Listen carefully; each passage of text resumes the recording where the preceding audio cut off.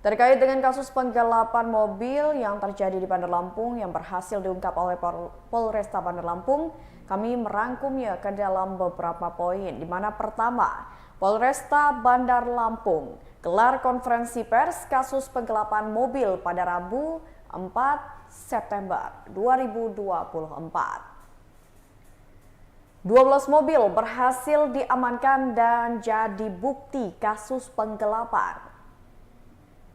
Dua tersangka kasus penggelapan mobil dan Fudisia, yakni Hari Yusuf dan Yuwan Sugianto, berhasil diamankan. Tersangka Hari Yusuf mengaku sebagai usaha developer dan berhasil gadaikan 16 unit mobil. Tersangka Hari Yusuf memperoleh keuntungan sebesar 30 hingga 40 juta rupiah per unit mobil yang digadaikannya. Terakhir, pihak kepolisian masih terus melakukan pengejaran untuk mobil lainnya.